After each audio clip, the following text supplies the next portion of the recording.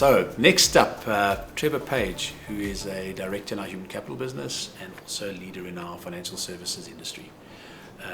Trevor, you spend a lot of your time working with our financial services clients, and you spend a lot of the time in the last 6 months working with our financial services clients, delivering on multiple projects. What are some of the challenges that you are seeing they're facing, and how they're responding to that? I think generally in the financial services industry, they're coping with a number of things at once. So they're coping with the pandemic and the fallout from that in terms of their cost base, in terms of their customer base, in terms of trying to maintain operations while working virtually and having a lot of people off working virtually.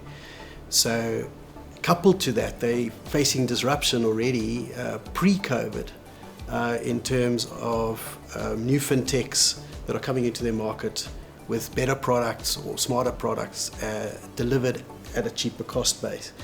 So they almost had these two waves hitting them at the same time, and they're having to deal with both of those together.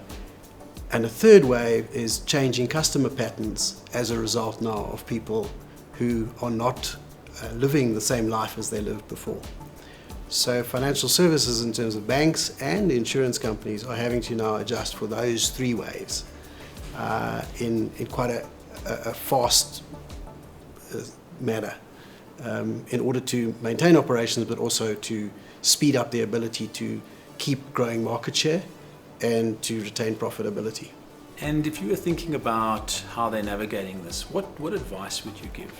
They're navigating it by investing hugely in new technologies. They're on a bit of a catch-up mode, but they're doing very well. They're investing hugely in that. And that comes with a whole new set of skills that are required in those companies. So not transactional skills anymore, but skills related to the enhancement and adoption and development of new technologies, like their disruptors. So I think Jill mentioned the issue around DevOps and the ability to work in teams, the ability to be fast and flexible.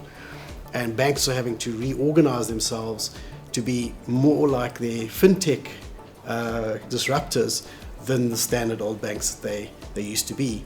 And that requires new skills, it requires retraining, it requires a whole new talent base and a whole new way of looking for talent in the context of the new technologies and new marketplace that they have to serve.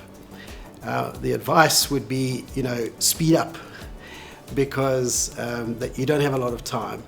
And speed up in terms of creating a more team-based environment, look at a much greater focus on customer than you've had before, and look for particular skills that relate to the platforms, the technologies, and the customer's service that you want to provide versus the skills that you have in the organization at the moment. Thanks, Trevor, and that's really insightful. And I suppose just a last question is, you talked about the three waves and the massive disruption and the shift in skills and the shift in ways of working. If you are talking to a leader in financial services today, what would you say to them is, where's the place to start this? What should they be doing now, practically? I think they have started, and the place to start is to understand from a technology perspective, what are we using, what are we implementing, and then what do we need in order to do that in a very focused way. Because large projects to transform systems and legacy systems is going to be too slow.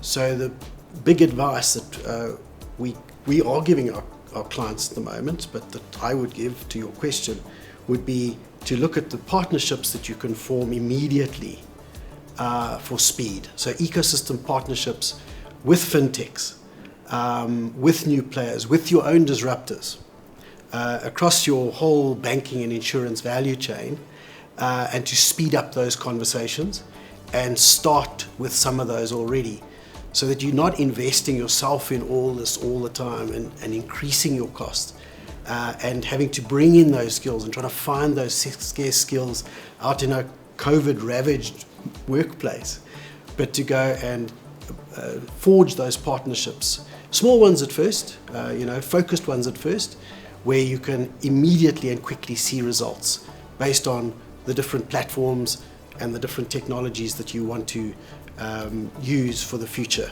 And it really resonates very nicely if I listen to the three things that you're highlighting. It's that collaboration with partners, creating some speed and being very clear where you want to focus. And I think that for me is quite critical. Yes, indeed. I mean, focus, collaboration, very important, and then decision making. Leadership is about decision making, and it's making the right decisions and making them fast, because post COVID, we're going to be in a highly competitive world, in terms of markets, in terms of product, in terms of the customer that we have, in terms of the whole new ways of working. And those that are focused and can make the decisions fast and can collaborate across these ecosystems and partnerships will be ahead of the game. Thank you, Trevor.